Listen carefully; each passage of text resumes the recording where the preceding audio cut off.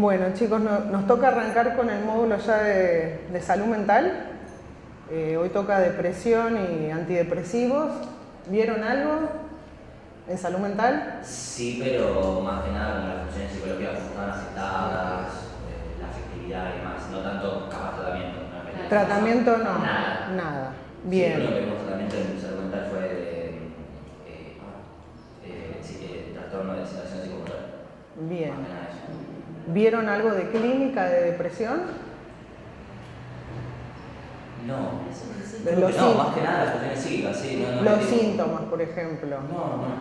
Calculo casi nada. Yo hay que estudiar, no me acuerdo. No lo Bien. tengo todavía. Hay que estudiar. Bueno, la depresión mayor, digamos, está en el capítulo dentro de lo que es la psiquiatría de los trastornos afectivos o trastornos del estado de ánimo. Está junto con otro trastorno que se llama distimia, que es como una depresión subsindromática, pero más crónica. Y está clásicamente con lo que sería el trastorno bipolar, aunque en el último manual de psiquiatría del DSM se separó y hay un capítulo de trastornos bipolares y otro de trastornos depresivos. La importancia de la depresión mayor, buen día, tiene que ver con que es un trastorno sumamente prevalente, discapacitante, muy comórbido, o sea, lo van a ver aunque no sean psiquiatras, prácticamente la especialidad que hagan van a ver pacientes con depresión. Es recurrente y es generalmente no tratado.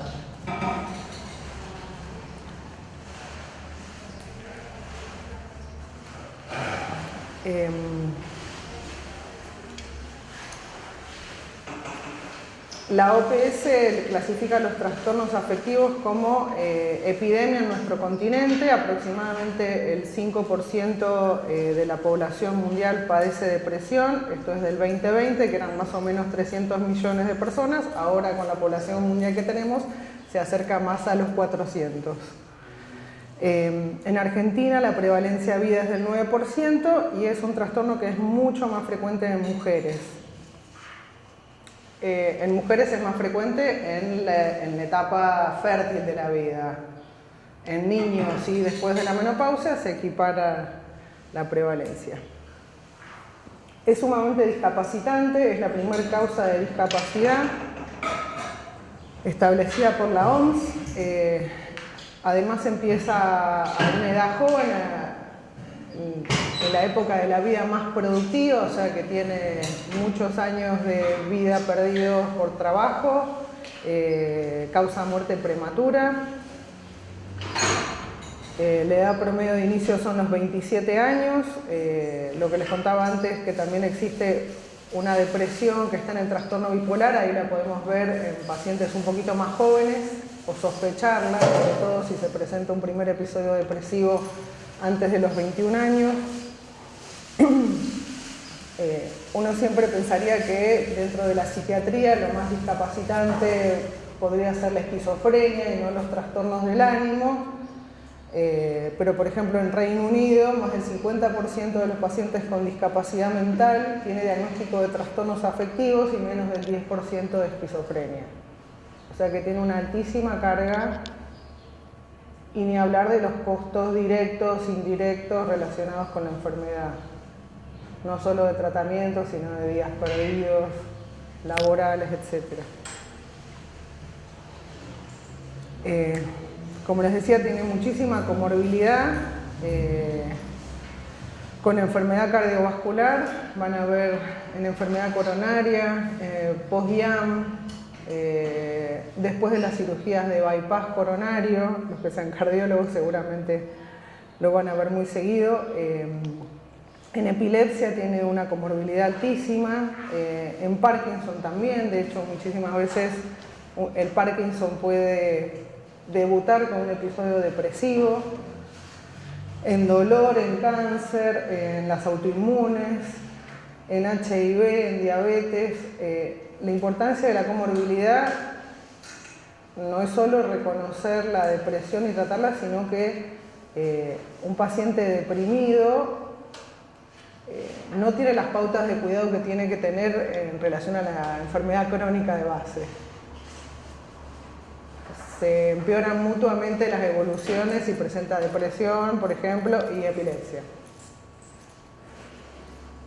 En epilepsia puntualmente aumenta muchísimo la tasa de suicidio en un paciente epiléptico y deprimido. Es recurrente, tiene elevada recurrencia, los periodos de remisión duran más en fases más tempranas. O sea, a medida que más episodios depresivos tengo más chances de tener un nuevo episodio depresivo. Después de un primer episodio, la posibilidad de tener un segundo episodio es del 50 al 60. Ya cuando tuve 2 episodios, la posibilidad de un tercero es del 75. Y después de 3 episodios, la posibilidad de tener un cuarto episodio es del 90%. Esto, digamos, marca también un poco, ya lo vamos a ver sobre el final, cuánto tiempo sostener un tratamiento antidepresivo según el tipo de paciente. Si es un paciente que tuvo 2 episodios, primer episodio, la gravedad. Pero bueno, para que se queden con esto de que no es tan fácil, yo hago un tratamiento, curé al paciente y no vuelve más. Es una patología generalmente no tratada. 2/3 partes de los pacientes no consultan. Del 34%, solo el 34% solicita tratamiento. El 65% a un médico generalista de atención primaria y el 35% un especialista en salud mental. Y del que solicita tratamiento, solo la mitad lo recibe. O sea que aproximadamente de 100 pacientes depresivos, solo 17 van a recibir un tratamiento.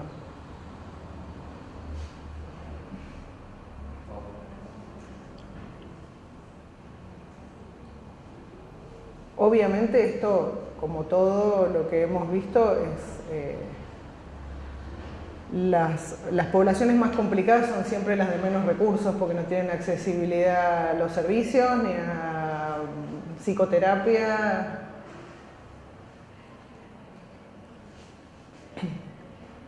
Bien. Bueno, un poco me decían que no vieron nada de clínica, de depresión. Esto es bastante somero, estos son como los criterios diagnósticos del DSM. Los 2 más importantes que uno tiene que estar por lo menos para hacer el diagnóstico es un estado de ánimo deprimido. La mayor parte del día, casi todos los días, o pérdida del interés o el placer en todas o la mayoría de las actividades cotidianas. Uno de estos 2 síntomas tienen que estar presentes y pueden acompañar pérdida o ganancia de peso significativa, insomnio o hipersomnia, agitación psicomotora o apatía, fatiga o falta de energía, sentimientos de devaluación o culpa excesiva o inapropiada, disminución de la capacidad para pensar o concentrarse y pensamientos recurrentes de muerte o suicidio. Hay diferentes tipos de depresiones que van a tener unos u otros síntomas. Las 2 más clásicas van a ser la depresión melancólica, que es quizás la que algunos tienen más en la cabeza, que es la que cursa con insomnio terminal, pérdida del apetito, un polo matinal, que es decir que el momento más difícil del día es la mañana, más tendencia a la inhibición, sin reactividad del estado de ánimo. O sea, básicamente tienen como una anestesia afectiva, pasa cosa buena, pasa cosa mala, el afecto no se mueve. Y son los que suelen tener pensamientos de muerte o de suicidio. Y después está la depresión atípica, que cursa más con hipersomnia, duermen mucho durante el día, aumento del apetito, aumento del peso, tienen más reactividad del ánimo, capaz que pasa algo positivo y un poquito el ánimo se mueve. ¿Por qué? Es atípica en contraposición a la melancólica.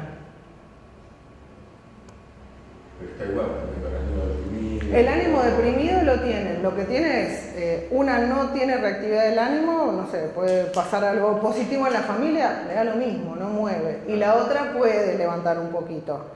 Una cursa con anorexia, hiporexia y pérdida de peso, la otra tiende más a la hiperfagia y al aumento de peso. La melancólica tiene más insomnio, sobre todo terminal, y un polo matinal, la típica tiene hipersomnia, duermen mucho todo el día, duermen de noche, y el momento más complicado suele ser la tarde, polo más vespertino. O sea, las contraponen en eso. Las dos son depresiones. Pero bueno, para no quedarnos en que la depresión es solo el que no come, el que tiene insomnio y el que a la mañana está bajoneado. Y la idea de estos síntomas es que duren por lo menos 2 semanas.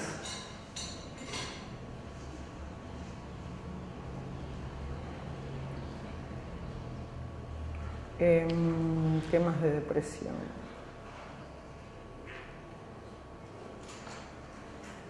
Bueno, después hay especificadores, ¿no? La depresión puede ser con síntomas ansiosos, que es súper frecuente, con características mixtas y tiene algunos síntomas del polo opuesto, como el polo opuesto que sería el polo hipomaníaco o maníaco, un poco más inquieto, más agitado.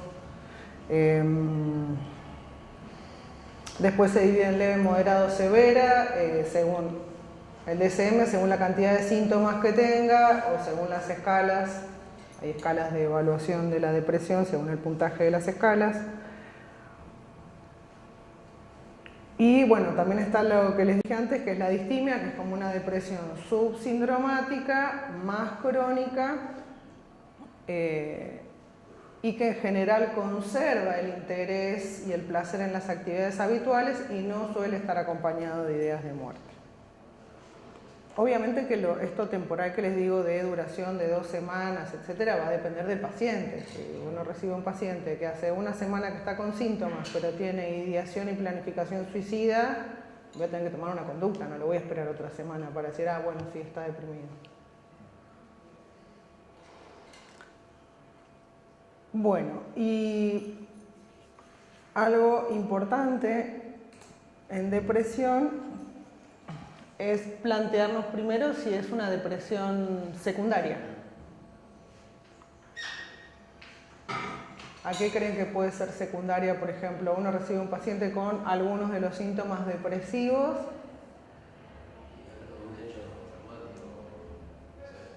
Eso sería una depresión en un contexto de, bueno, sí, de un trauma. Eso sería más un estrés agudo, ponerle un hecho traumático.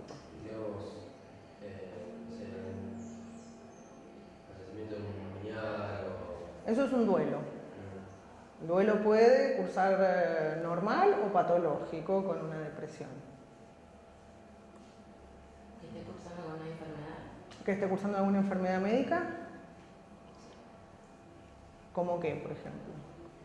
No sé, una diabetes, que existe que estar todo el tiempo pendiente de eso. No, eso puede ser una comorbilidad. Por ejemplo, un paciente con hipotiroidismo puede tener algunos síntomas parecidos a la depresión. Astenia, fatiga. Claro, sí, es un diagnóstico diferencial de ¿no? Bien. Un paciente con anemia puede sentirse, no sé, estoy cansado, no tengo ganas, no tengo voluntad para seguir al gimnasio. Hay que descartar siempre, primero si es secundaria, a alguna enfermedad médica, a algunas de estas alteraciones del laboratorio, a sustancias, a consumo de sustancias. Una vez que descartamos que es secundaria, decimos, bueno, es primaria. Etiología desconocida. Y ahí el primer planteo que nos hacemos quizás los psiquiatras es pensar si es bipolar. Los pacientes bipolares, aunque uno se los imagina maníacos, suelen debutar con depresiones y suelen pasar muchísimos años haciendo episodios depresivos que en general no responden bien a los tratamientos antidepresivos, tienen muchísimas recurrencias.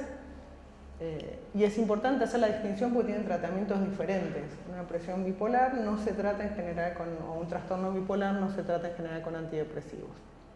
Y una vez que descarté que es secundaria, que descarté que es bipolar, recién vamos a estar parados en lo que sería una depresión unipolar, que es la clásica que todos tenemos en la cabeza. Tengo una pregunta. Si un chico con depresión o un pibe de 12 años, ¿lo pensás más bien como un bipolar? Digamos, por edad. Mira, O ya. se puede pensar, hay un niño o adolescente menor de 21 que hace un primer episodio depresivo, que tiene antecedentes familiares de primer grado con trastorno bipolar y o que la depresión tiene síntomas psicóticos, te suma muchas fichitas para sospecharlo. ¿Y en ese caso no iniciar con antidepresivos o pruebas? Los que hacen infanto, bueno, hay algunos, hay varias posturas. Algunos dicen, no, mira, si vos tenés todo esto, ya tendrías que empezar con un estabilizador directamente. Y otros te dicen, no, esto te suma como factores de riesgo, pero en realidad estás viendo una depresión, empezar con el antidepresivo y fíjate qué pasa. O sea, después, en función de la respuesta antidepresiva, seguís sumando más fichitas para ver si te inclinás a una depresión unipolar o bipolar. Por ejemplo, los pacientes bipolares a veces responden rápido a los antidepresivos, pero hacen lo que se llama un poop out. Hacen un agotamiento de respuesta. Anduve bárbaro, genial, y pumba, cayeron de nuevo al mes. Le aumentás la dosis o le cambiás el fármaco de nuevo y de nuevo. O, en vez de mejorar la depresión, se pone irritable, se ponen disfóricos.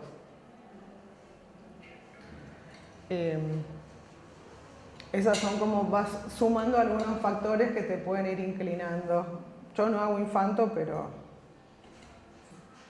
en general se manejan así, en los adultos jóvenes también.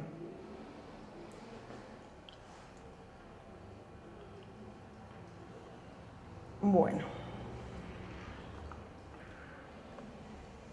hasta acá de clínica, más o menos vamos. Bueno, vamos a hablar un poquito de antidepresivos.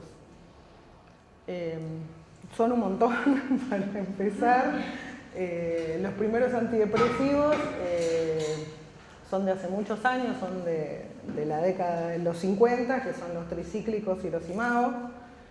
Que eran antidepresivos, son antidepresivos muy eficaces, pero con muchos problemas de seguridad y de tolerancia.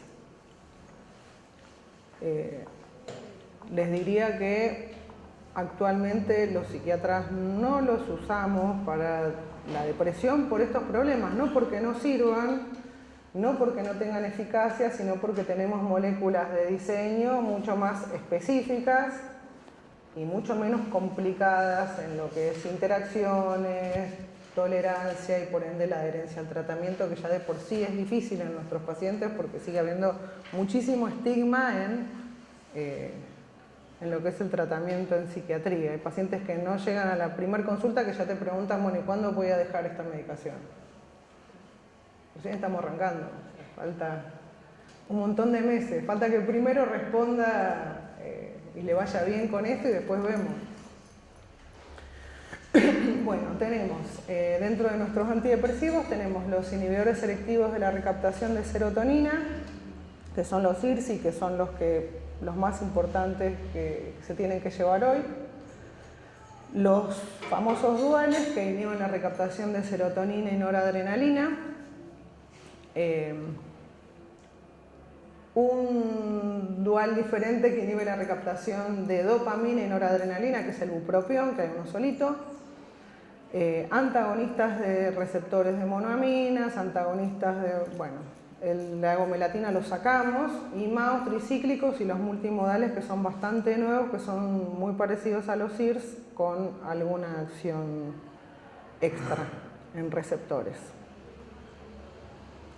Lo sacamos del práctico porque es demasiado, pero Sí. si querés de la agomelatina comentada también, ¿viste? Así las dos Lo dejé fuera.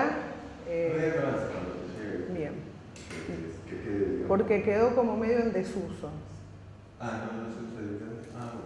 Se usaba muchísimo en combinación. La verdad es que cuando salió y lo promocionaron y bla, bla, bla, la mayoría de las veces se usaba en combinación, no solito. Yo nunca lo vi usar, Y era carísimo, además, era pero privativo el precio, que estoy hablando 10 años atrás, o sea, ahora no, ni idea cuánto debe salir. Y siempre tenían otro antidepresivo agregado, o sea, medio que lo usabas para mejorar un poquito el sueño por la cuestión del agonismo en los receptores de melatonina y nada, y dijimos con Marcos que no sumaba. Bien, las precauciones y contraindicaciones para el uso de los antidepresivos, esto es en general, para todos.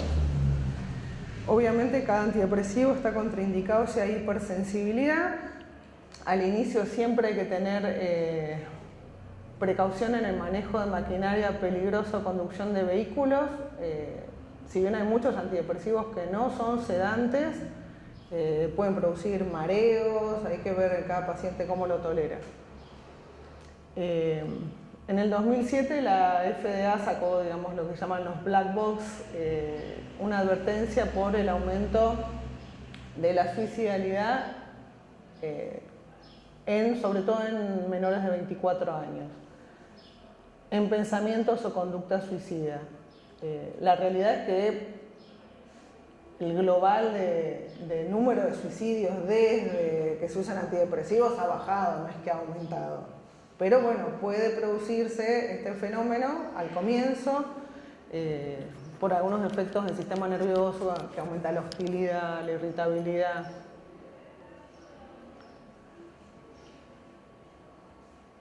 Y todos pueden producir lo que sería un switch o un viraje a la manía o la hipomanía. Si nosotros le damos un antidepresivo a uno de estos pacientes que no tenemos ni idea que tiene un trastorno bipolar porque nunca hizo un episodio hipomaníaco, viene haciendo depresiones, puede ser que un antidepresivo precipite un episodio maníaco o hipomaníaco. Obviamente hay algunos antidepresivos con más riesgo de viraje, que suelen ser los tricíclicos, en este orden, el de más riesgo los tricíclicos, intermedio los duales y los de menos riesgo serían los IRS y el bupropión.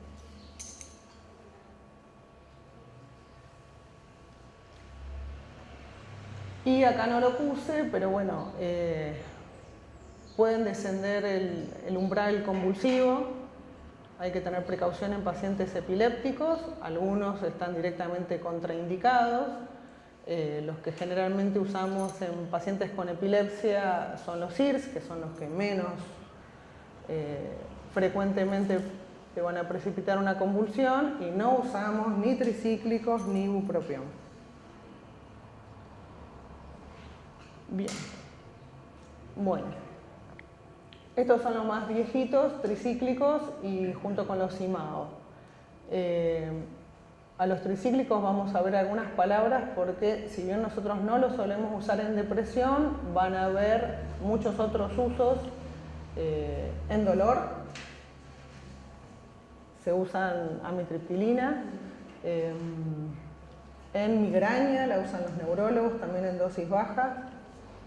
Así que pueden recibir pacientes tratados con este tipo de antidepresivos. Se llaman tricíclicos porque en la estructura química tienen 3 anillos y una cadena lateral que termina en un átomo de nitrógeno, y si tiene 3 sustituyentes se llaman aminas terciarias, si tienen 2 se llaman aminas secundarias. Las que hay en la Argentina de las terciarias son amitriptilina y clomipramina. Y secundarias, que es la nortriptilina, que es el metabolito desmetilado de la amitriptilina. El mecanismo de acción: bloquean el SERT. ¿Se acuerdan qué es el SERT? ¿Lo vieron? El transportador de serotonina y el transportador de norepinefrina. Entonces aumentan la disponibilidad de las aminas en biofase. Principalmente bloquean el SERT las terciarias y el SERT y el NET las secundarias. Y suman, ahora vamos a verlo con IR, un antagonismo del receptor serotoninérgico 2A, que en realidad es beneficioso porque disminuiría, por ejemplo, los efectos adversos sexuales. Esto que yo les decía que son moléculas muy eficaces pero muy sucias es porque tocan muchos receptores. Tienen antagonismo H1. ¿Qué hace el antagonismo H1? ¿Se acuerdan? ¿Qué me puede producir como efecto secundario? H1 dictamina. Sí, o hay alguna deficiencia en el sistema digestivo, puede ser. Básicamente, sedación y aumento de peso. Antagonismo M1, ¿ese se acuerdan? Era muscarínico. Uh-huh.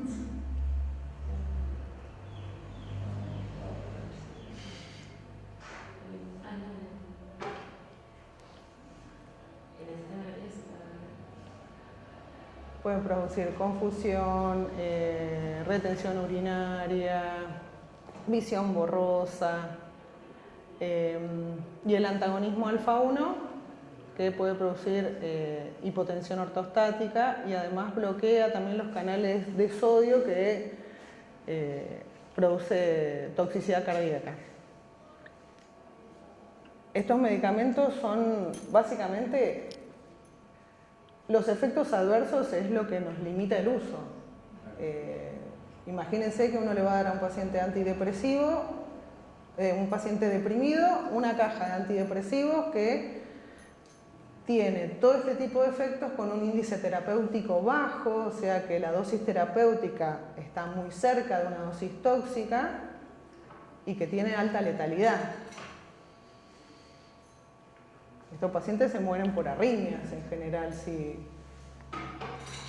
hacen una ingesta de este tipo de fármacos.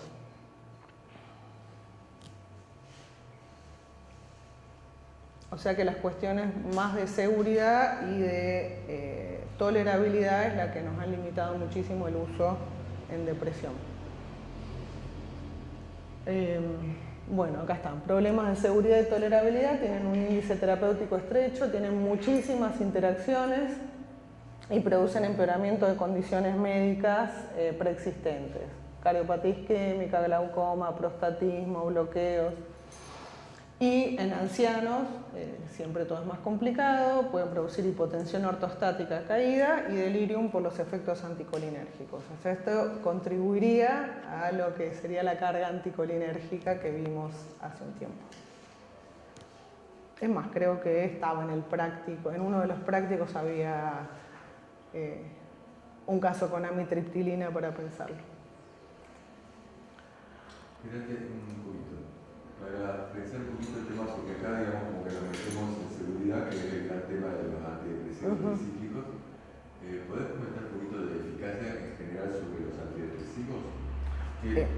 O lo vas a comentar más tarde, no sé. Hay un metaanálisis más tarde, pero en líneas generales tienen más eficacia, son mucho más eficaces que los duales y que los IRS. Los tricíclicos. Sí, y de hecho se usan, digamos, como una línea de reserva en depresión resistente. Yo no les puse eso a los chicos, porque me parece un montonazo. Uno arranca con 2 ensayos con IRS, con duales, no anda, tricíclico no anda, IMAO no anda, terapia electroconvulsiva. O sea, están en un algoritmo de depresión resistente para usar. Los IMAO también.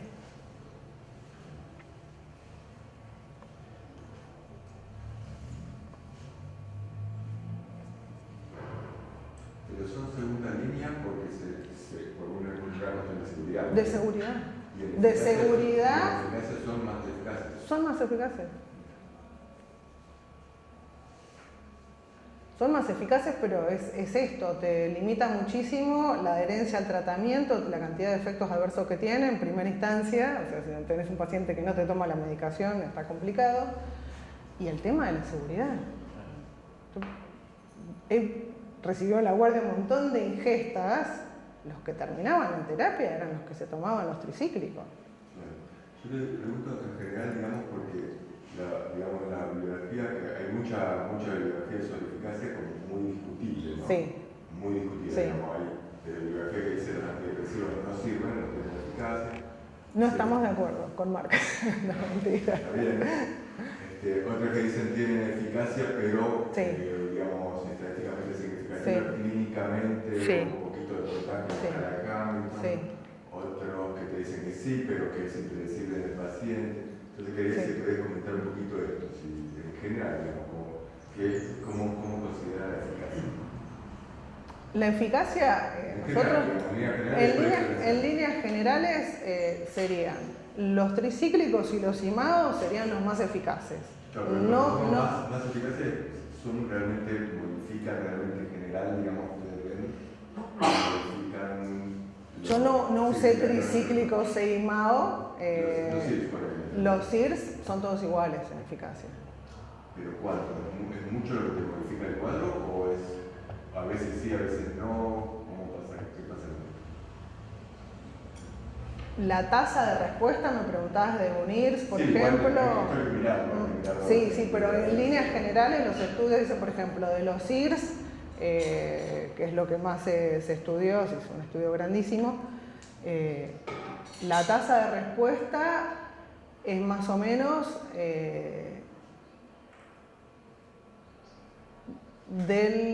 si mal no me acuerdo, del 50%. Claro. Del 50%. Y ahora después hay un metaanálisis que está todo marcado como sería lo que es la eficacia que vos me preguntás. Un poquito más eficaces que los CIRS sería, por ejemplo, en estudios la venlafaxina, que es un dual.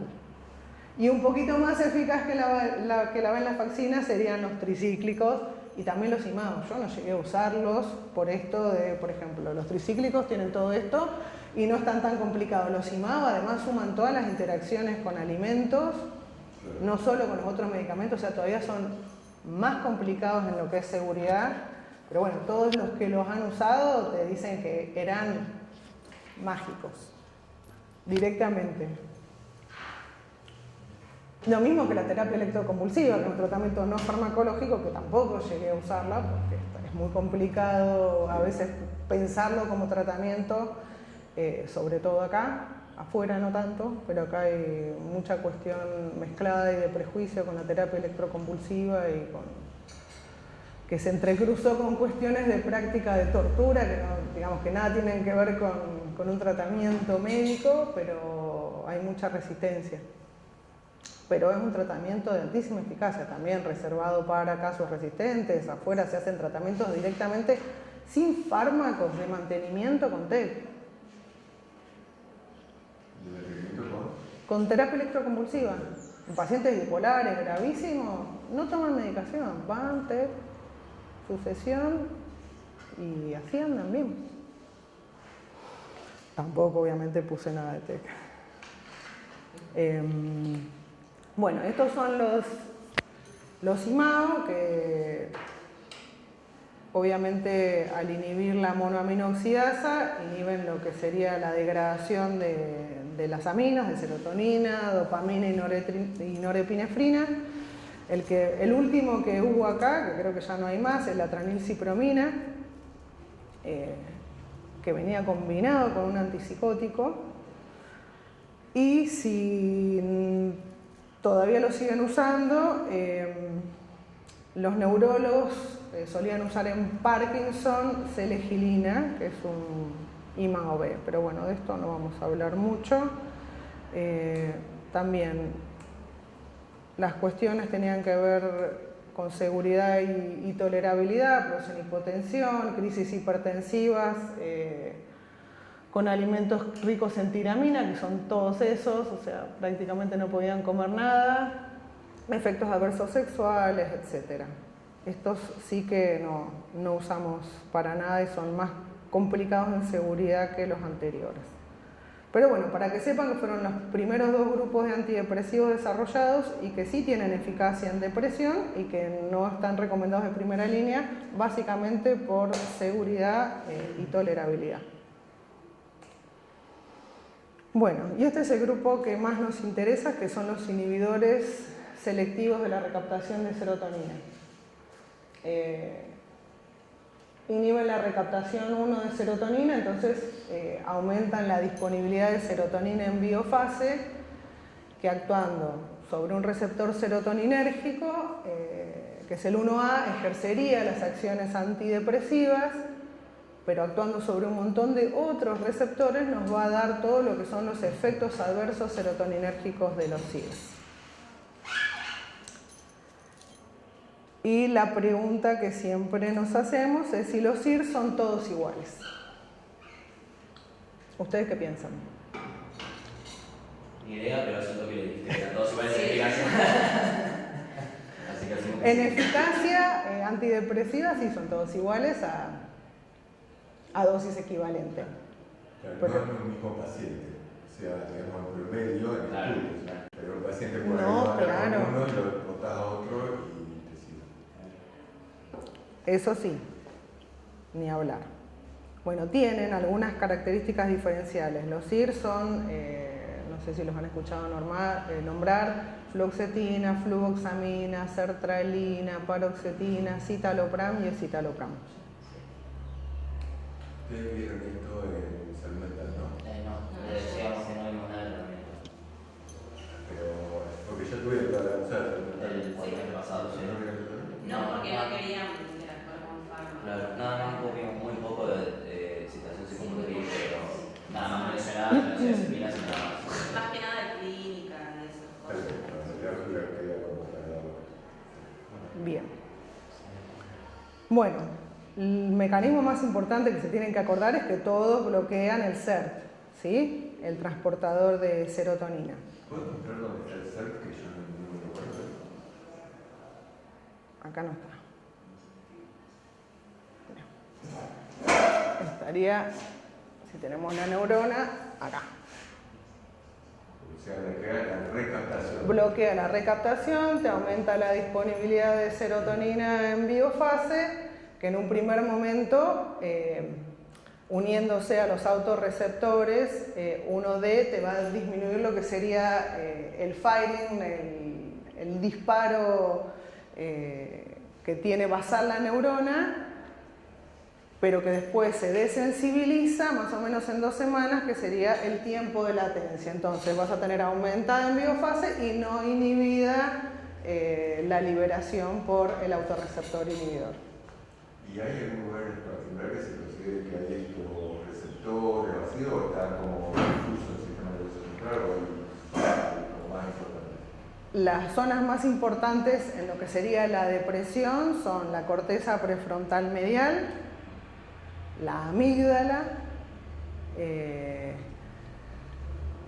y el hipocampo. En corteza prefrontal medial se supone que, bueno, hay muchas teorías de la depresión que fueron evolucionando. Las primeras teorías fueron más bien monoaminérgicas, o sea que pensaban que aumentando los neurotransmisores en biofase ya era suficiente.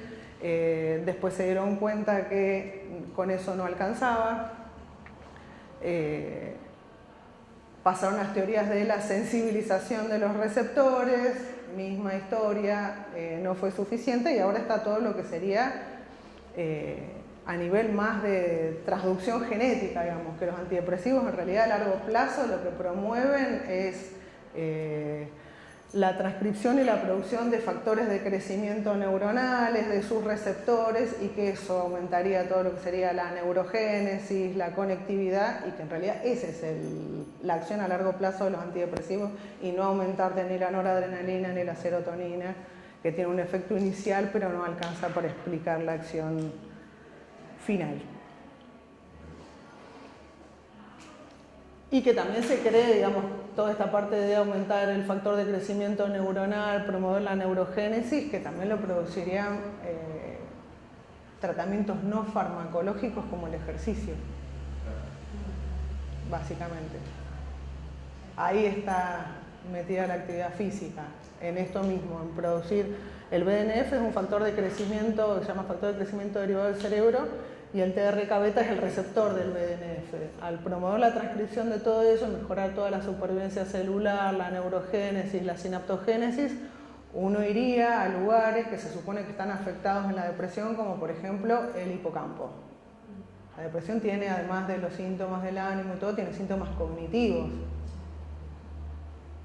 Iría a mejorar ahí la atrofia que se produce en depresión y en otros trastornos. En corteza prefrontal medial lo mismo. Y la otra zona que me preguntaba Manu más o menos en qué zonas, por ejemplo la amígdala en depresión, la amígdala es un núcleo que se supone que está hiperactivo, hiperreactivo en depresión y ahí iría a apagarse. La corteza de alguna manera la apaga esa amígdala para que uno no tenga esa hiperreactividad a los estímulos negativos sobre todo. Hay un sesgo cognitivo en depresión, digamos, se sobrevalora todo lo negativo y no se registran muy bien los estímulos positivos. Bueno, me fui. Cuando hablamos de la melancólica, o la típica sería... La típica tiene reactividad, pero tampoco te creas que... Es una gozada. Sí. Tiene un poco de reactividad del ánimo, mueve la vara. Bueno, volviendo un poco a los IRS. Como decíamos, todos bloquean el transportador de serotonina y algunos tienen algunas particularidades que nos van a servir a la hora de elegir el antidepresivo para ese paciente. La fluoxetina además bloquea el transportador de norepinefrina y es un débil antagonista del receptor 12. El receptor 12, que es el que está, acá, cuando se une la serotonina suele producir efectos adversos sexuales. Entonces, todos los IRS tienen efectos adversos sexuales y yo antagonizo un poco ese receptor, voy a paliar ese efecto adverso sexual. Y al bloquear también el transportador, el NET, va a ser una molécula un poquito más activante que el resto. ¿Sí? La sertralina bloquea el transportador también de dopamina. O sea, lo que querés decir es, fluoxetina, cuando digamos en el tema de cuando decís problemas sexuales, es retraso en la eyaculación. Los problemas sexuales que tienen la mayoría de los antidepresivos que toquen serotonina son, el más complicado es pérdida del deseo, porque eso no tenés que hacer. Después pueden producir disfunción sexual eréctil en el hombre y retraso en la eyaculación o anorgasmia también en mujeres. Y si esto ocurre con otros antidepresivos IRS, podría indicarse fluoxetina. Exactamente, tendría en los papeles un poquito menos de incidencia de esos efectos adversos. En los papeles. En los papeles. Correcto. Todo eso en los papeles. Es mínima si vos ves las diferencias, salvo la paroxetina que se separa, entre el resto de los IRS es mínima la diferencia en la incidencia de efectos adversos sexuales. Es como te dijera, uno es el 56 y el otro es el 50 y el otro es el 47%. Claro. Ahora, en términos de insomnio, fluoxetina y paroxetina sí se diferencian un poquito, ¿no? Fluoxetina sería más activante, paroxetina sería dentro del grupo de las más sedativas. Claro. Ahí habría una diferencia más real, ¿no? Igualmente, todas indican, salvo dentro de los IRS, digamos que serían, pueden producir insomnio o lees el prospecto y te morís de risa. Insomnio, hipersomnia, diarrea, constipación. Bueno. Hay dos que serían los más sedantes, que son la fluvoxamina, que acá no está, y la paroxetina. La fluvoxamina sí se suele dar de noche y la paroxetina según el paciente. ¿Y en términos de aumento de peso, paroxetina un poquito más que el fluo? Paroxetina es el que más produce aumento de peso y sobre todo en mujeres. Pero eso ya menos en el adolescente, ahí más se cuida un poco. Se cuida. Sí, hay mucho aumento de peso, pero bueno, también es esto, es súper variable. Vos tenés mucha distensión abdominal, mucha molestia, es paciente a paciente. Por ejemplo, sertralina produce muchísima diarrea. Que son efectos, en realidad son, uno dice adversos, pero son efectos colaterales. Pueden ser adversos o no adversos según el caso. Esto que decías, paroxetina, es el que más efectos adversos sexuales produce. Sí, pero un paciente que tiene eyaculación precoz es un efecto beneficioso, es un efecto colateral que lo beneficia. De hecho, los urólogos usan paroxetina, la indican. paroxetina a nivel gastrointestinal, como es antagonista M1, los pacientes que son muy sensibles, que tienen mucha diarrea, que todo les cae mal a la panza, etc., con paroxetina la toleran mucho mejor que sertralina o escitalopram. Y son pacientes, acá no estamos hablando quizás tanto del paciente depresivo, el paciente depresivo no está tan pendiente de eso, pero todos estos fármacos son primera línea de tratamiento en trastorno de ansiedad de los IRS. Y un paciente ansioso está todo el tiempo escaneándose los síntomas. Ni les digo un paciente con trastorno de pánico. Entonces, si es un paciente que es medio sensible, que todo le cae mal, que si no va a adherir, le tenés que dar lo que menos le modifique o le genere malestar porque no llegan a pasar el tiempo de latencia para sentirse bien que tienen estos fármacos. Si vos lo tomás por lo menos un mes, no ves demasiada diferencia.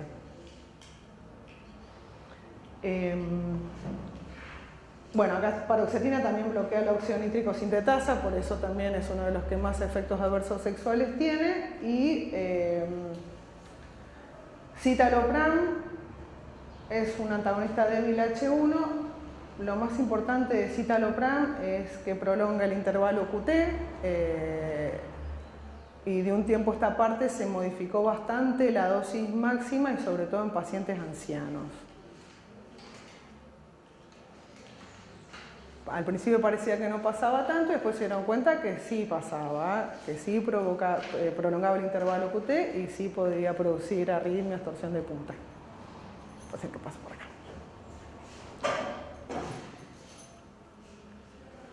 ¿Es citalopram?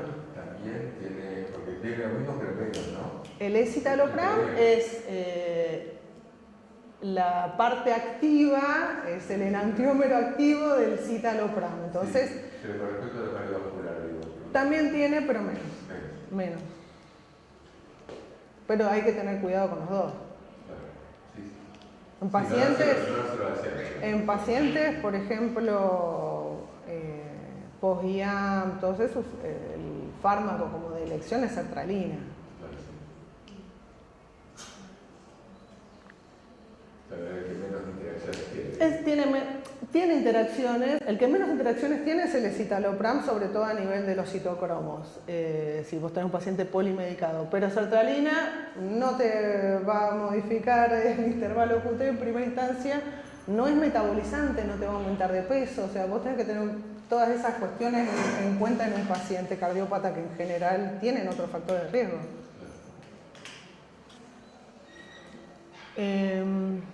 Bueno, y que se queden con que los CIR se usan en depresión, se usan en ansiedad, se usan en trastornos de la alimentación también,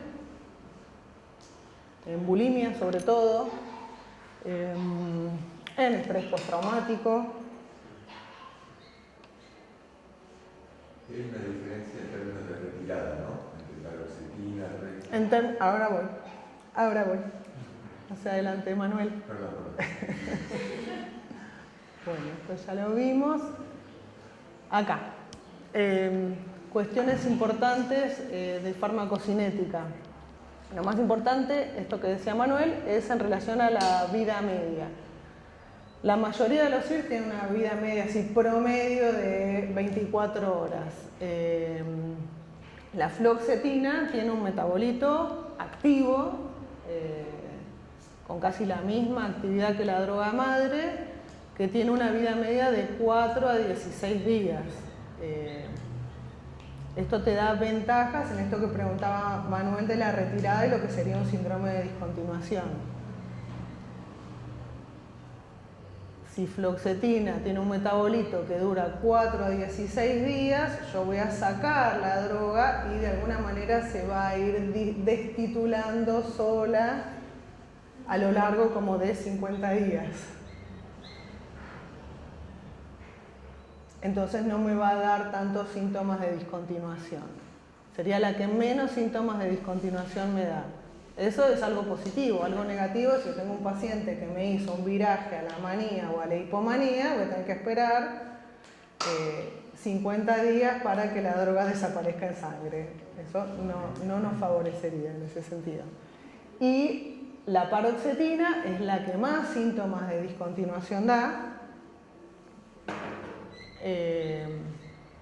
porque es una droga que inhibe su propio metabolismo y a medida que uno le empieza a bajar, ese freno se levanta y cae medio abruptamente.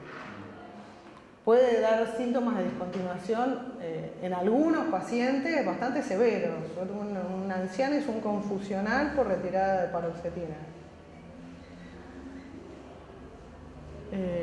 ¿Puedes explicar cuáles son Los síntomas de discontinuación suelen ser síntomas tipo pseudogripales, insomnio, náuseas, inquietud, síntomas sensoriales, parestesia, sienten que como que caminan entre algodones, algunos hacen vértigo, andan mareados. Eso es una retirada brusca. Retirada brusca. Lo ideal en la mayoría de los fármacos, en esto sobre todo, es sacar 25% de la dosis por semana para que eso se minimice. Es un cuadro de dependencia. Una abstinencia. Se llama síndrome de discontinuación para que tenga un nombre más coqueto, pero es un síndrome para que al paciente le decís abstinencia y vuelve con, ay, soy adicto, soy dependiente, pero sí, es como un cuadro de abstinencia. Bueno, y lo otro importante de los CIRS es ver la capacidad para inhibir los citocromos. Sobre todo, nosotros nos concentramos en el 2D6, que es un citocromo que se satura rápido, porque si bien el más importante en el metabolismo de los citocromos es el 3A4, es un citocromo que tiene muchísima capacidad, no lo vas a saturar muy rápido. El 2D6 es un citocromo que es de mucha especificidad, pero que se satura muy rápido. Y es un citocromo que usan muchas otras drogas, prodrogas, para activarse. Como por ejemplo, el tamoxifeno. ¿Saben para qué se usa el tamoxifeno? Es una medicación que se usa crónica en algunos tipos de cánceres de mama. Para activarse y transformarse en la droga activa necesita metabolizarse por el 2D6. Si yo lo inhibo, o sea, estoy tomando la droga, pero nunca se transforma en la droga activa, que sería el endoxifeno. Y otra que vimos que también se activa por el 2D6 es la codeína. Entonces, hay drogas que voy a elegir no usar en este tipo de pacientes, como la paroxetina o la fluoxetina, que son inhibidores potentes del 2D6. Ahí podría pensar sí en escitalopram o en sertralina a bajas dosis.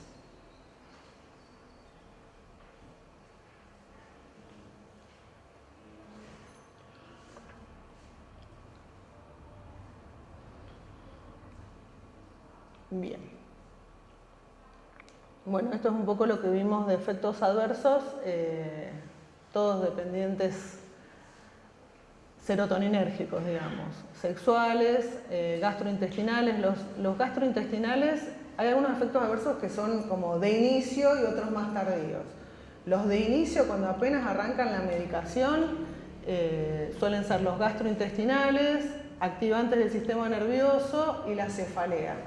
Pero en general a esos se genera tolerancia. Después de que uno los toma 10, 15 días, desaparecen. Los sexuales no. Los sexuales son más bien tardíos y es raro que se genere tolerancia y son dosis dependientes. Y sería una de las principales causas de abandono del tratamiento, los efectos adversos sexuales. Y hay efectos adversos más severos. ¿No podés repetir los sexuales? Entonces son dosis dependientes. Son dosis dependientes, son tardíos y no se suele generar tolerancia.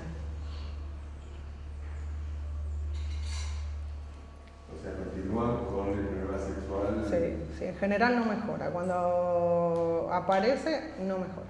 ¿Aún cuando retiras el fármaco? No, cuando retiras el fármaco, sí, eso es por interacción de la serotonina que aumenta en un tipo de receptor. Sacás el fármaco, la serotonina vuelve a la normalidad y desaparecen.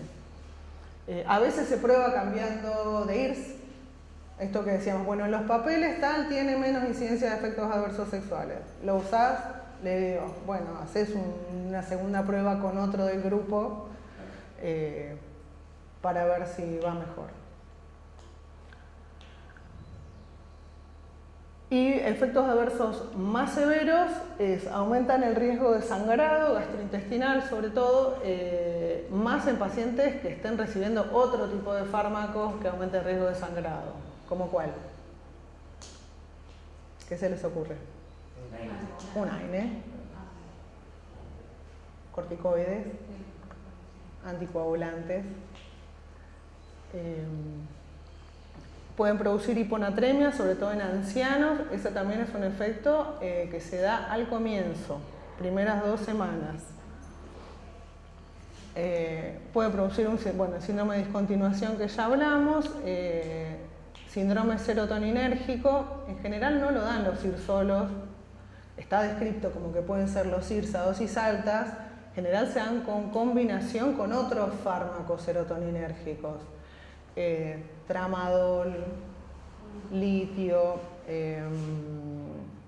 todos los triptanes que se usan en migraña, sumatriptán, aratriptán, ni hablar con tricíclicos y más, no se pueden combinar con esos. A ver, hay pacientes que tengan dosis muy bajitas de, por ejemplo, amitriptilina para la migraña y un tratamiento para la depresión o la ansiedad con IRS, sí, pero bueno, los mirás. No le podés poner dosis altas de amitriptilina y dosis altas de un IRS. ¿No le podés explicar qué es un síndrome serotoninérgico? Un síndrome serotoninérgico se produce cuando se suman acciones serotoninérgicas de distintos fármacos, tienen síntomas autonómicos, diaforesis, aumento de la frecuencia cardíaca, síntomas musculares, mioclonías, hiperreflexia, síntomas del sistema nervioso, confusión, letargo. Puede llegar a la rhabdomiólisis, a la muerte, es grave.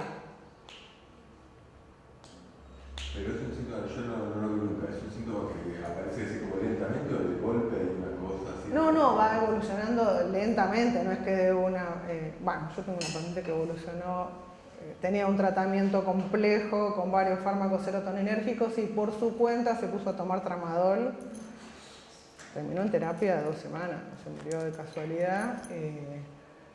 Evolucionó medio, en teoría, rapidito. Pero está descrito que es lento, no es que vos te vas sintiendo mal, raro, vos le advertís a los pacientes. Si te llegas a sentir medio confuso, medio lento, o sea, de las mioclonías y eso no, sobre todo los síntomas neurológicos, raro, embotado, avísame. Es gravísimo, es como, ya lo van a ver en antipsicóticos, es como el neuroléptico maligno de los antipsicóticos. ¿Y es muy raro? Es raro, tenés que... Sí, es raro.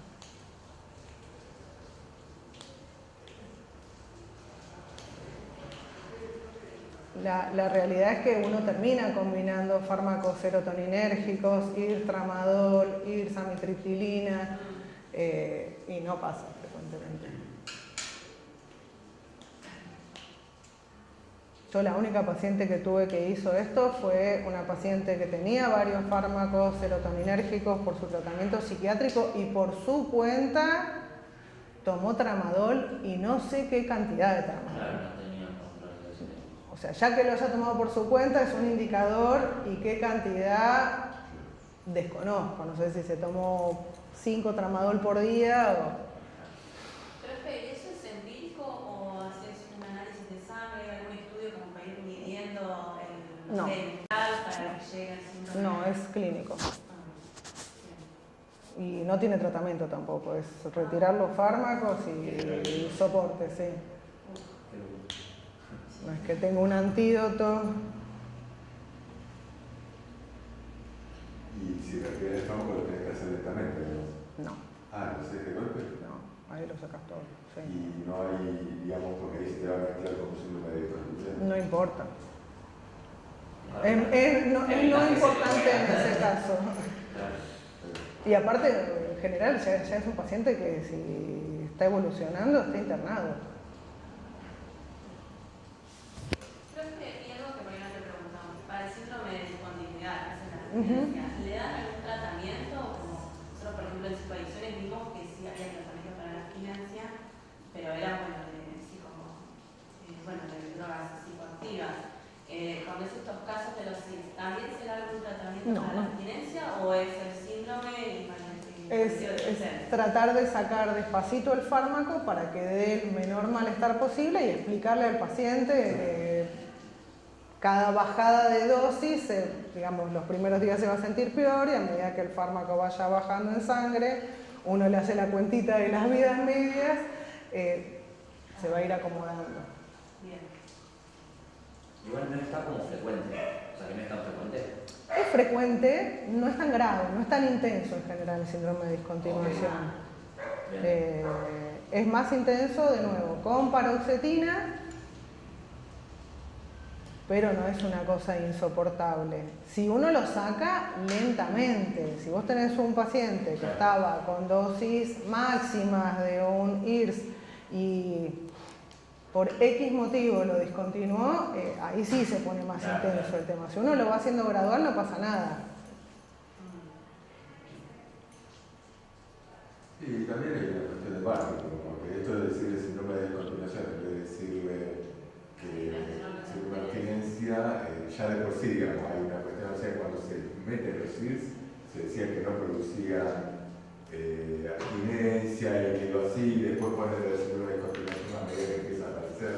Es también una cuestión, no es tan frecuente, uno no lo escucha muy frecuentemente porque hay también una manera de que se tome, de que se...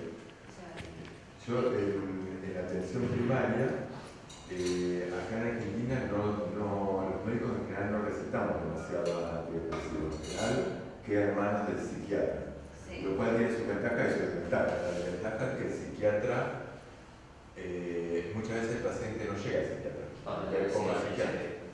Y quedamos entonces un montón de pacientes que deberían estar tomando antidepresivos y no toman, no llegan, no toman, no hay manera de alcanzar.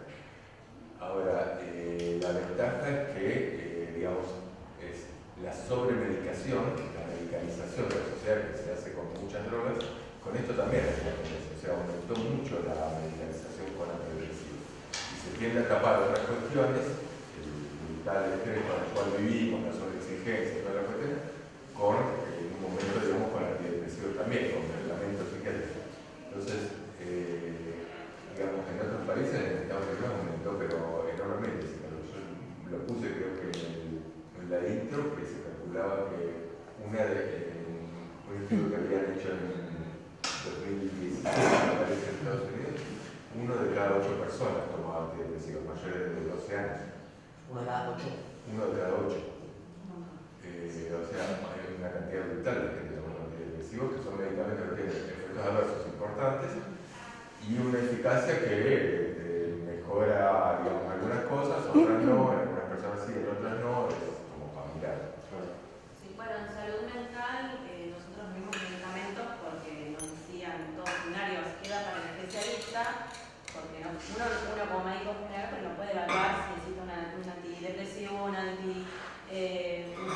estabilizador del ánimo, para la ansiedad. Entonces, siempre nos dijeron que bueno, eran para especialistas y que nosotros teníamos que evaluar una situación clínica y en alguna crisis tratar de continuar con la medicación que el paciente lleva, pero todo de especialista, porque hablaban de que, por ejemplo, las benzodiazepinas están en súper aumento, y bueno, en psicoadicciones no llegamos a hablar de benzodiazepinas, pero contaban que hay un consumo terrible y sigue siendo psicoactivo y eso sí se está dando por cualquier especialidad, hasta ginecología nos han dicho que parece benzodiazepina. Claro, bueno, por ejemplo, ese es un buen ejemplo. La benzodiazepina explotó, todo el mundo parece que puede recetar, que no es tan grave y tiene efectos adversos muy graves también, y estos no tan, digamos, no se da tanto. Yo, por ejemplo, esto sí lo doy en la atención en el centro de salud, supervisado con psiquiatría. O sea, siempre le digo, che, mira, tengo tal paciente, ¿te parece lo inicio yo? Porque hasta conseguir un turno voy a pasar 3 meses. Claro. Que están dando vueltas. Hay pacientes que están re graves, ¿viste? Están mal. Y vos lo ves y decís, che, hay que darle. Lo mandás a la guardia, lo rebotan, no lo ven. Y hay que darle tratamiento, aparte de proponer otras cuestiones. Y yo digamos, tengo esta facilidad de que a algunos psiquiatras les pregunto, me dicen, dale, inicialo vos, y después en algún momento conseguirlo. A mí me parece que se puede trabajar en atención primaria con supervisión. Solito no me parece adecuado. No, y además no podés dejar un paciente, en esto que hablábamos, 3 meses, Claro. que capaz que, o sea, ahí consultó, capaz que con síntomas viene hace otros 3 meses antes, y todo eso va produciendo atrofia, sobre todo en el hipocampo. Y no es lo mismo un paciente que está con síntomas hace 6 meses que uno que empezó hace 1 mes. Sea en depresión, sea en estrés postraumático. O sea, Pero además explotó con el tema de la pandemia, los cuadros de salud mental explotaron. Entonces, no sé, antes un paciente tenía riesgo de suicidio y vos lo evaluabas por guardia, nosotros lo derivábamos y conseguíamos atención por guardia de psiquiatría. Y ahora a veces sí, a veces no tanto. O sea, yo he tenido una paciente no hace tanto que se puso la soga al cuello, la sacó el novio, yo la vi a los 2 días, la quise derivar por guardia y no hay acceso. No hay acceso porque te dicen, no se puede, la tiene que derivar del hospital a un clínico y el clínico en el hospital no te lo acepta. Yo digo, che, yo soy clínico, o sea, es lo mismo. No. O sea, hay un bloqueo ahí porque hay muchos casos y entonces situaciones que son realmente de altísimo riesgo están. Ya no digo yo a una persona que no tiene riesgo inminente de suicidio, ahí es donde tienen el problema. Porque ahí ya. A mí me parece que el sistema de salud está como explotado. sí. Pero con salud mental. Post pandemia, la OMS dice que aumentaron 25 o un 30% los casos de ansiedad y depresión. O sea, a lo que ya venía, que era una incidencia altísima, un 25 o 30 más. Sí. Y además hay muchas más consultas de las escuelas, por ejemplo. Hay muchos chiquitos que las escuelas, en vez de generar un recurso de decir, bueno, trabajamos nosotros, generan un taller, una actividad, una contención, rápidamente el recurso es el profesional de salud mental. El profesional de salud mental hay muchos. Está como bastante difícil. Lo otro que decías, Manu, de la medicalización de las patologías, también tiene que ver con la falta de acceso a otras estrategias como la terapia. Nosotros mismos teníamos problemas en la salita para que nuestros pacientes, que nos había derivado un psicólogo, tuvieran una psicoterapia, además del tratamiento farmacológico. O sea que también es como, bueno, la pastillita es como esto, bueno, lo más fácil es la pastilla, más fácil que conseguir psicólogo, más fácil que cambiar un hábito, también termina siendo eso, no solo la presión de la industria, sino también las condiciones que se dan, no solo en Argentina, por lo que leí, en todos lados pasa lo mismo en relación a la psicoterapia, y ni hablar en los países más, eso ya no accede ni siquiera a la pastilla. Lo más complicado. Sí, pero también es como una conjugación del sistema, creo yo. Nosotros tuvimos una compañera que ella estaba con un cuadro de ansiedad y la agarró en la calle, llamó a la psicóloga y le dijo, bueno, entra a cualquier sala de primeros auxilios donde encuentres y pedí que te atienda un psicólogo ya, porque yo estaba en la calle. Y fue a la guardia de la Colón y le dieron Rivotril, la durmieron, hasta que llegó la familia. Y ella dice, no, yo no quería que me duerman, yo quería que me atiendan, que traigan un psicólogo. Y ella les dijo la medicación que tomaba y le dijeron, no tenemos, pero tomate esto. Y ella en el momento de la desesperación se lo tomó y se durmió, cuando se dio cuenta la había dormido. No le habían atendido a ningún psicólogo, a nadie. Terminó a buscar a la familia y se la llevó. Esas cuestiones. Bueno, en personas institucionalizadas es bastante habitual el manejo de los medicamentos psiquiátricos como lo que sería un chaleco químico, digamos, de alguna manera. A mí me pasó en La Plata, yo trabajaba en un centro de salud chiquito y atendía a chicas que eran madres jóvenes, que tenían chiquitos y vivían en una institución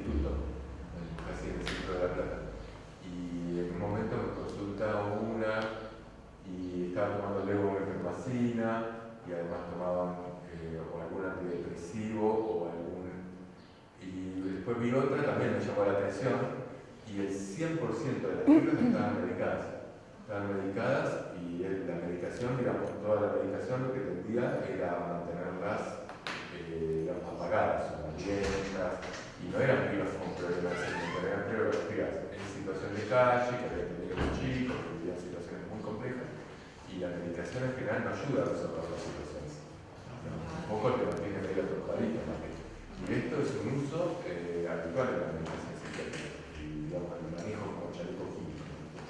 Esto que lo vemos los que no somos, digamos, especialistas, pero nos metemos por ahí y vemos realmente qué están haciendo con la medicación. Y es tremendo. Es muy difícil que lo retiren. Es muy difícil el médico que se anima a retirar la medicación psiquiátrica, porque el médico psiquiatra, como había un psiquiatra que indicaba todo esto, a toda la piba.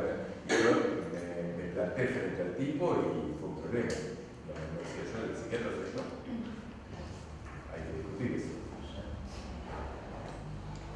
Me quedé pensando en algo que vos dijiste hace un rato cuando estábamos hablando de poner que estaba un paciente con 3 meses de tipo con sintomatología y algo un poco de tarde. Dijiste atrofia de hipocampo. Después, por la neuroplasticidad propia del medicamento, ¿eso es reversible? En teoría sí, a veces en parte, esto es como variable. Claro. Pero sí, los antidepresivos, el ejercicio, etcétera, aumentando el BDNF y todo eso, debieran revertir al menos en parte esa atrofia. Lo que pasa es que no tanto en depresión, los síntomas cognitivos de la depresión suelen remitir más fácil, pero cuando esa atrofia se da, sobre todo en pacientes con estrés postraumático, muchísimas veces no quedan así como defectuados. Pero bueno, son otras situaciones más graves.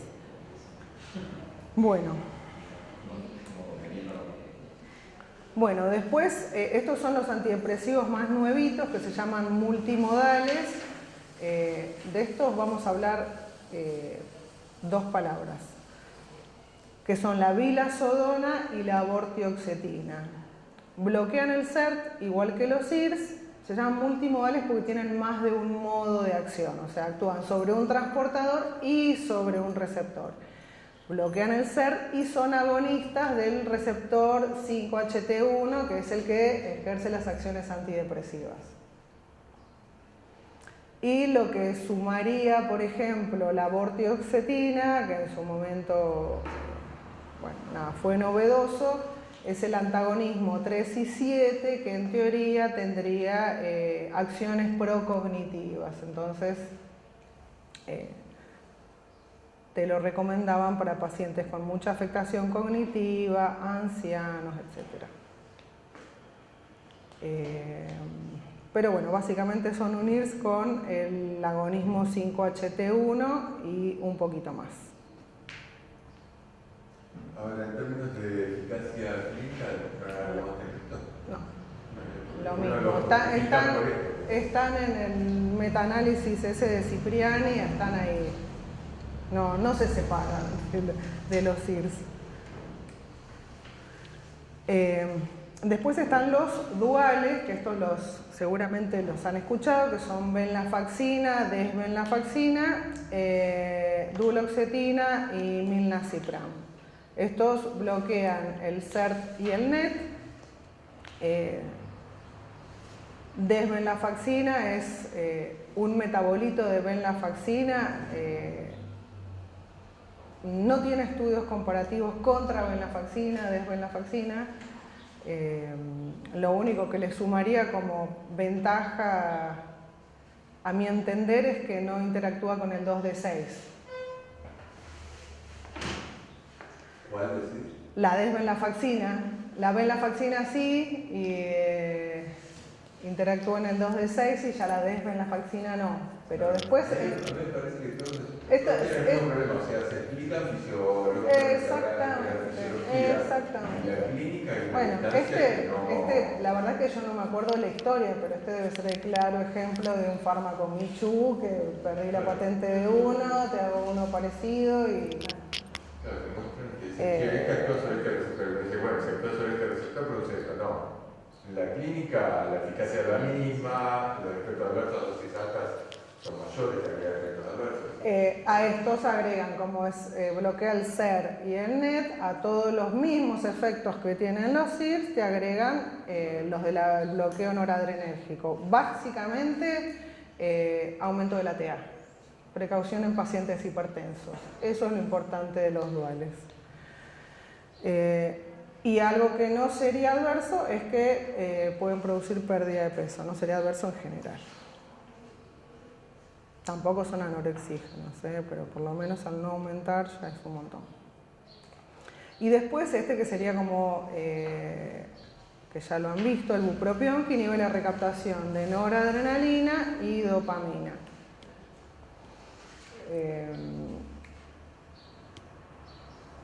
Es un muy buen fármaco, sobre todo para la depresión atípica.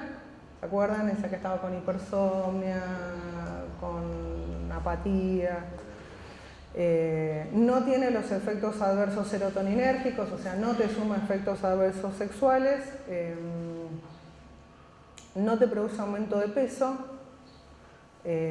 La contra es que te puede empeorar una psicosis por el bloqueo de la recaptación de dopamina y que no se puede usar tampoco en pacientes con epilepsia. Esto lo vieron en cesación tabáquica. Sí, claro.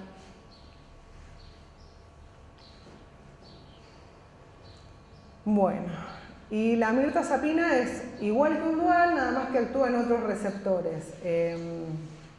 O sea, también aumenta la concentración en biofase de noradrenalina y de serotonina, pero actuando sobre los receptores alfa-2, que son autorreceptores inhibitorios.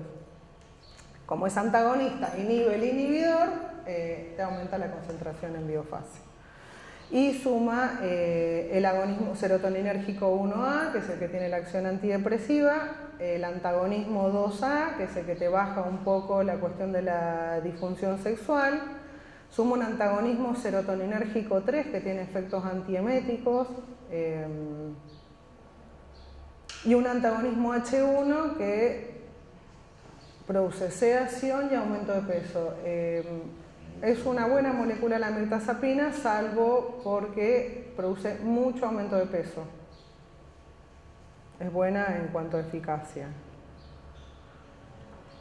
Se usa mucho combinada en pacientes que no responden y que hay que hacer tratamientos combinados. Se combina con duales y con IRS. Bueno, esto no importa. Bueno, y vamos a ir a tratamiento del trastorno depresivo mayor. Los objetivos del tratamiento es conseguir la remisión sintomática, restaurar la funcionalidad basal del paciente y prevenir las recaídas. No solo que se vayan los síntomas, sino que vuelva a funcionar como funcionaba. Porque no tenga síntomas, pero no puedo ir a trabajar, no hago vida social, no, tampoco suma mucho. Y prevenir las recaídas, ya vieron que tiene muchísima recurrencia este trastorno. El tipo de intervención que va a tener más peso depende de la gravedad. Esto que decía Manu, en depresión leve, los antidepresivos no mostraron ser más eficaces que el tratamiento no farmacológico. O sea, en depresión leve, salvo casos excepcionales, vamos a indicar psicoterapia, actividad física, actividades recreativas. Ya en depresión moderada, grave o resistente, además del tratamiento no farmacológico, vamos a sumar antidepresivos o un tratamiento más complejo que puede ser combinado o potenciado, que ahora les explico qué es, hasta puede llegar a la terapia electroconvulsiva. Bien. Bueno. Esto es, bueno, la psicoterapia que tiene más, más evidencia es la cognitiva conductual, pero no es porque la terapia psicoanalítica no sirva, sino porque no hacen estudios. Nada más. Es psicoterapia. Pero van a leer que siempre te dice terapia cognitiva conductual.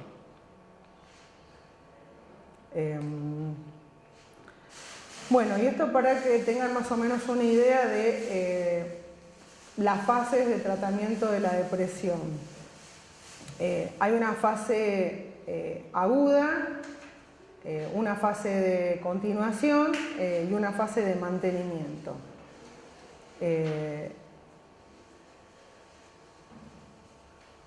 En la fase aguda lo que uno busca es la respuesta, la remisión, por lo menos una respuesta. La respuesta es que mejoren el 50% de los síntomas que presenta el paciente. Eso lo puedes medir con escalas. Y es una fase que dura de 4 a 8 semanas. ¿Por qué espero también esto? Porque los fármacos tienen la famosa latencia. Antes de las 4 semanas no voy a ver un montón de mejoría, aunque ahora está muy en boga. En vez de citar al paciente a las 3-4 semanas, por ejemplo, citarlo a las 2 semanas y ver si tiene una respuesta temprana, que no tiene que ser menor al 25%. Digamos, si yo tengo una respuesta temprana, me está anticipando que es probable que tenga una respuesta a las 4 a 8 semanas y una remisión posterior. Si ya no tengo esa respuesta, algunos te dicen, bueno, ya está, cambia el fármaco.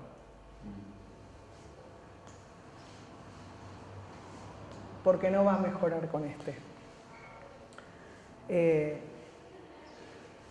Entonces, buscamos la respuesta entre las 4 y las 8 semanas y la remisión entre las 8 y las 12 semanas.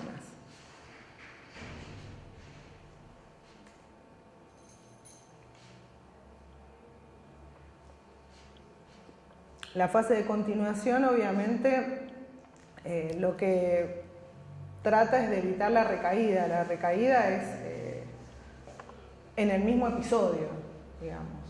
Y la de mantenimiento busca evitar la recurrencia, o sea, que el paciente tenga un nuevo episodio. ¿Se acuerdan eso que vimos al principio de que si tuve un episodio, 2 o 3, mi posibilidad de tener un episodio siguiente va aumentando? Entonces también eso te va a marcar cuánto tiempo planteo de tratamiento de mantenimiento, que es lo más controvertido. Algunos dicen 2 años o más en pacientes con riesgo de sufrir recurrencia, otros dicen de 3 años a crónico en casos de pacientes que tengan mucho riesgo o hayan tenido episodios muy graves.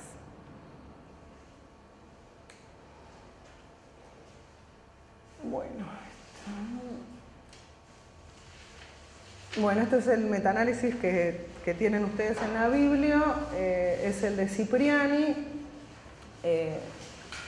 Lo que midió es eficacia, medida por respuesta, no por remisión, y aceptabilidad, medida por tasa de abandono, de 12 antidepresivos, ninguno era tricíclico o IMAO, para tratamiento agudo, o sea, 8 semanas. Y básicamente dieron a favor mirtazapina, escitalopram, venlafaxina y sertralina, fueron significativamente más eficaces que duloxetina, fluoxetina, fluvoxamina, paroxetina y reboxetina. Y en cuanto a la tolerabilidad o aceptabilidad, dio a favor de citalopram y sertralina, me parece. Creo que está así esto.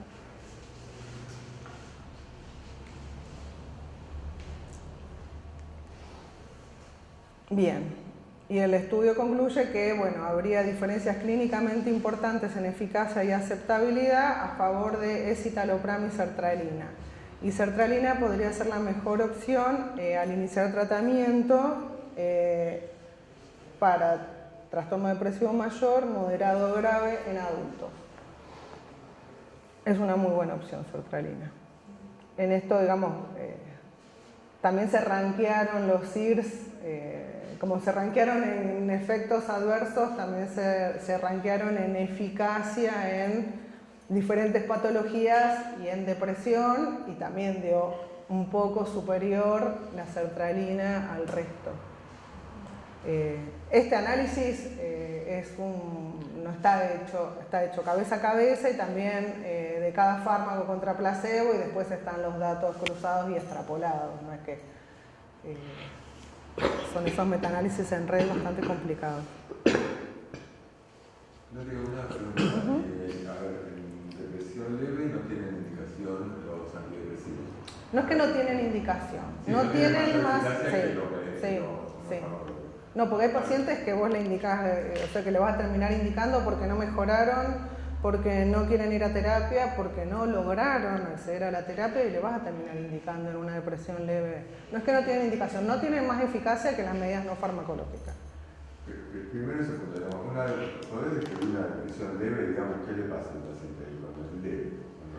Cuando es leve, digamos, primero no tiene criterios de gravedad, no tiene ideación suicida, no ha perdido del todo la funcionalidad. Es un paciente que está deprimido y que empieza, vos lo ves, con ánimo triste, que le empieza a costar las cosas que antes le interesaban, que sigue yendo al laburo, pero bueno, ya tiene que hacer un esfuerzo, me cuesta levantarme, a mí me encantaba ir a trabajar y ahora ya no lo disfruto como antes, me encantaba hacer actividad física y ahora ya estoy faltando. Algunos tienen como cierta anestesia afectiva, no están tristes nada, pero les empieza a dar todo lo mismo. O sea, leve es sacar los criterios de gravedad, ni hablar que no tiene ideación suicida, no perdió funcionalidad al 100%, pero ya está, vos ves que empieza a hacer un esfuerzo para sostener la vida diaria. Que no tiene una anedonia, pero que hay una capacidad hedónica de disfrute que está en merma, en descenso. Y que no tiene ninguna condición que la acompañe un dolor crónico, ni tampoco una molestia. En general, ¿no?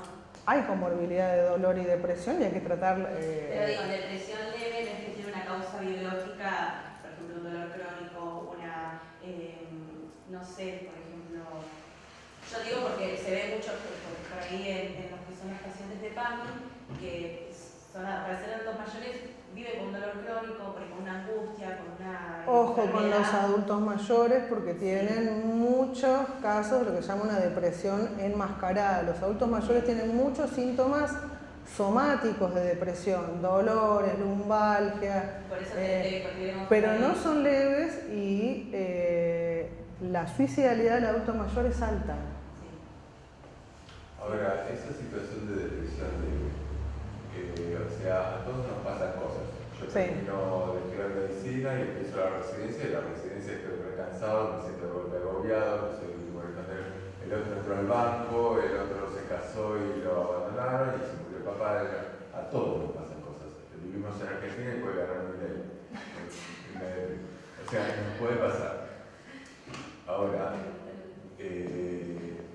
digo, es un criterio como súper laxo, o sea, che, hay que tratarlo, porque digo, creo que igual esto que estás planteando son situaciones de duelos y de crisis vitales, no son depresiones. Una cosa son síntomas depresivos o, no sé, angustia, estrés, y otra cosa es la depresión. La depresión, digamos, vos te vas a dar cuenta que te cuesta... no es que me cuesta porque estoy cansado y no voy al gimnasio porque hice una guardia de 24 cada 2 días. Estoy bien, estoy óptimo y no voy y tengo tiempo. No, por ahí es algo y algo me frena. Que es algo continuo en el tiempo, la depresión leve. O sea, y aparte abarca más áreas. Tampoco es como que seguís en un estado de latencia.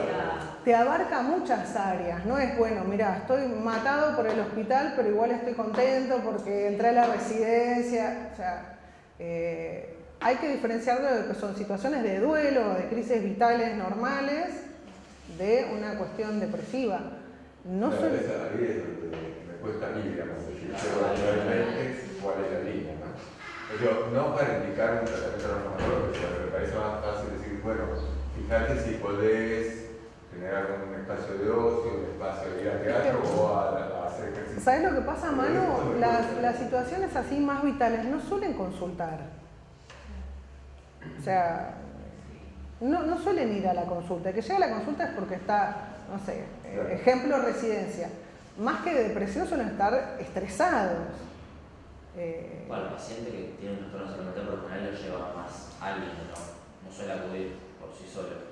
No, Sí. en depresión suelen acudir Sí. por sí solos, sí, capaz que en otro tipo de patología, más psicosis y eso te lleva, en depresión, salvo que esté tirado en la cama y no sé, Claro, no te muevas.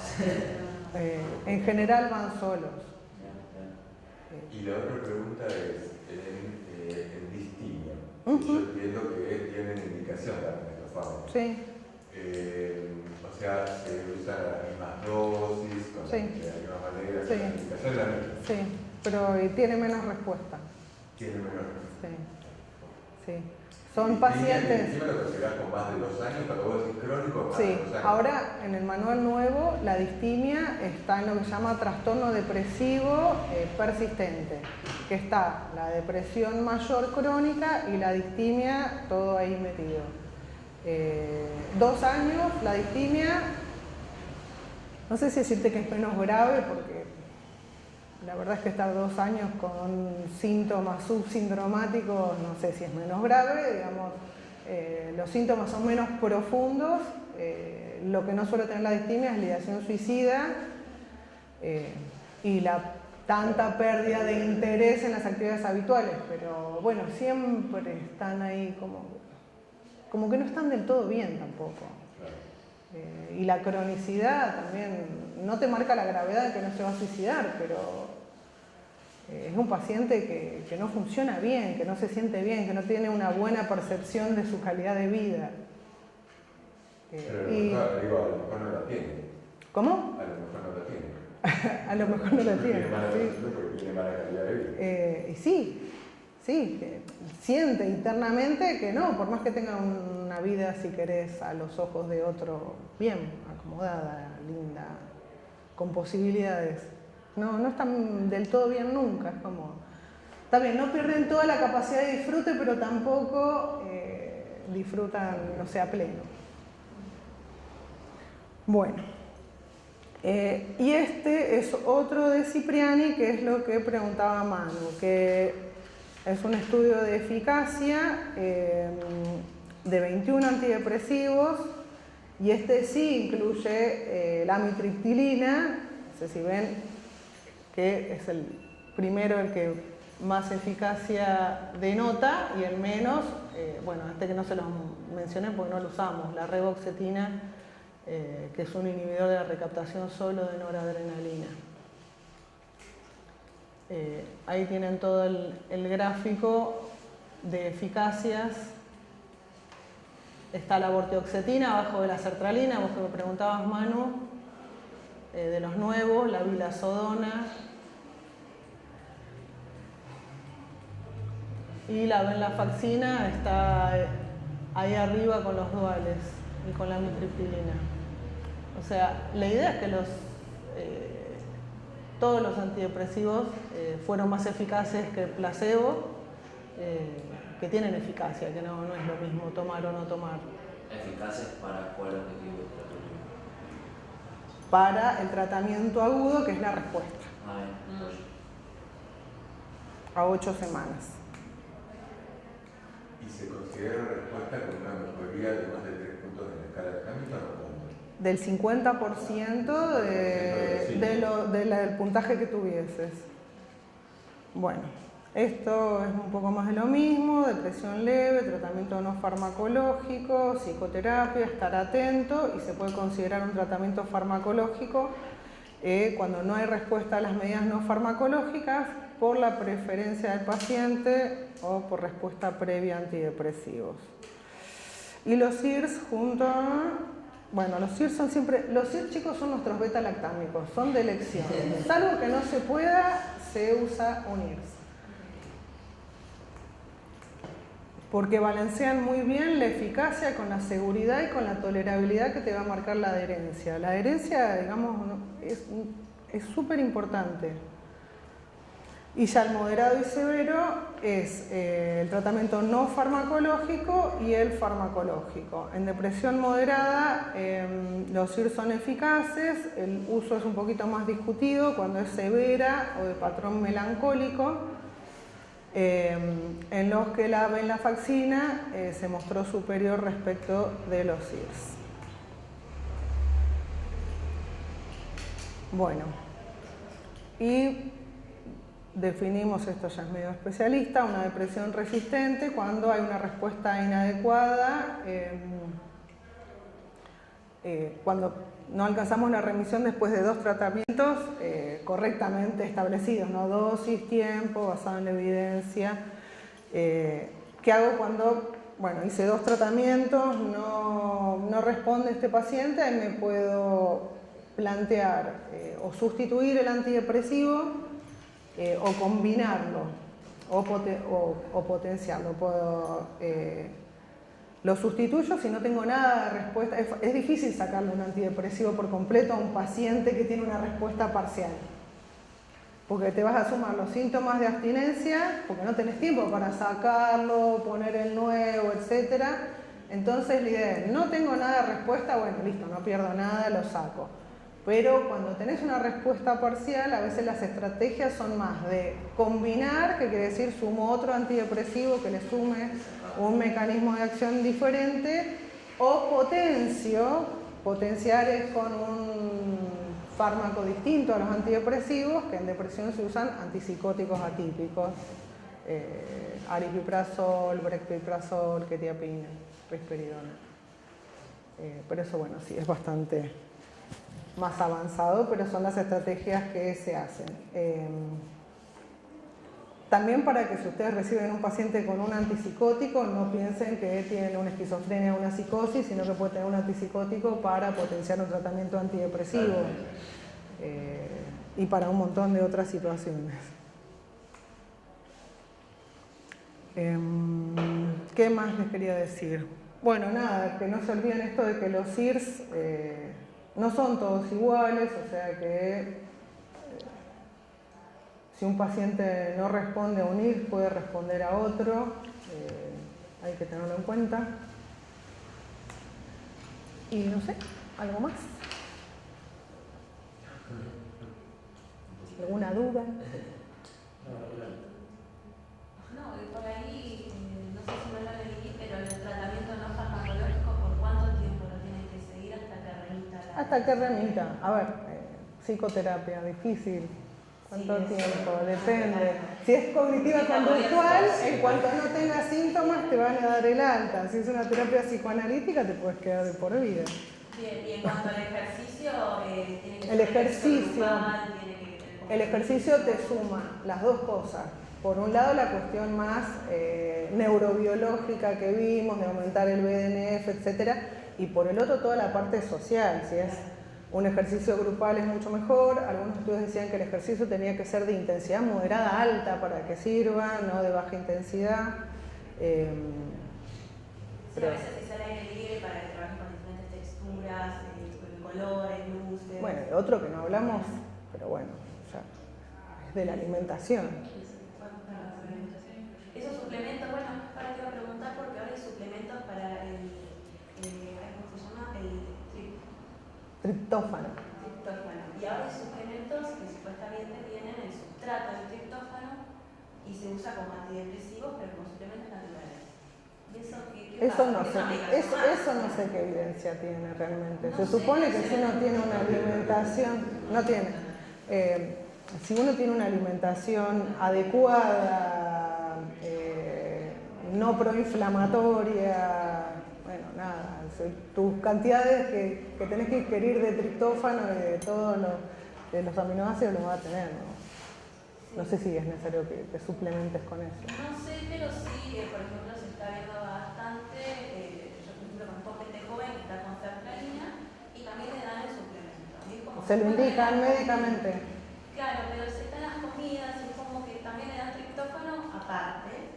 Y es como, ¿por qué? O sea, si le das alguna dieta o, por ejemplo, bueno, a veces les dicen que las comidas con muchas hormonas, como son por ahí las verduras, por la cuestión de los fertilizantes, o el pollo, también que las evitan. Pero ¿por qué? A ver, no consumir cosas con agroquímicos, digamos, hacia la salud general, no sé si es específico de esto. Yo digo la alimentación como una estrategia más, lo que es, bueno, ahora está muy de moda, no sé si han escuchado hablar del eje intestino-cerebro y de la microbiota, cosas que se están estudiando nuevas, de tener una alimentación adecuada para tener una buena flora intestinal, facilitaría, si querés, el funcionamiento también cerebral. Sí, ahora que llaman el tercer cerebro. Bueno, y hace poco salió un estudio que te estudian la flora intestinal y te dicen qué es lo que te falta para cualquier trastorno. Tipo, así, rarísimo. Sí, está re de moda. Está re de moda. El estudio ese no lo escuché nunca. Sí, se toma con los gases y en función de los gases, cuál es la flora que pero está súper de moda, o sea, hay muchas cuestiones que es así, se ponen de moda y después desaparecen.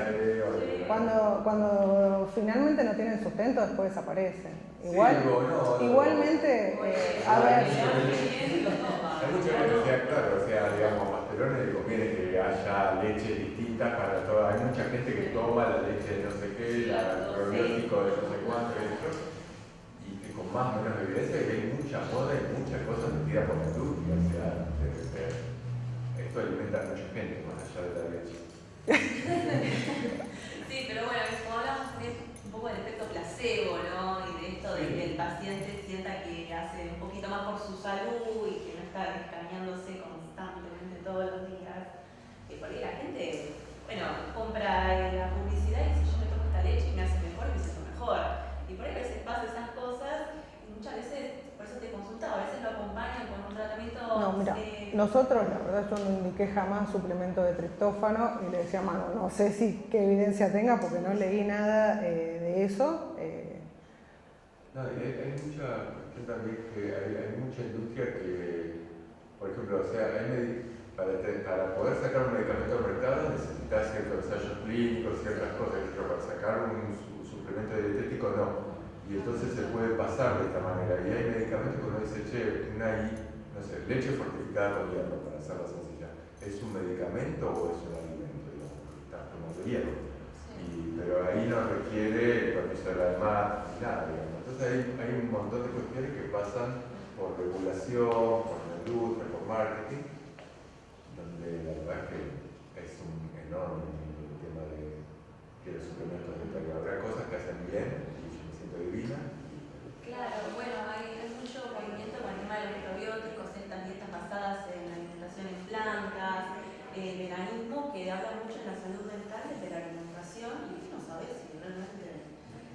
Y para saber por ello creo que hay que estudiar mucho y un montón. Cosa que hay que hacer. Claro. Sí, no dice nadie. Pero bueno, o sea, yo preguntaba esto porque se ve mucho, realmente, por ejemplo, en el deporte también, mucho suplemento, tanto para lo que es físico, para lo que es lo mental, y sabes de dónde lo sacan, el zinc, el fosfato, el fósforo, que si no sabes si realmente te funciona para lo que es el sistema nervioso central, ¿viste? Son como cosas que mucha gente lo acompaña, se siente bien y como, no sé, el médico se lo da y es rarísimo. Por eso le pregunto, es rarísimo, qué sé yo. Sí, y además da la sensación de que estás comiendo algo de última menos agresivo que un medicamento. Y puede ser. Va a pensar. Bueno, ¿cerramos? Dale. Listo. Bueno, gracias chicos. Muchas gracias.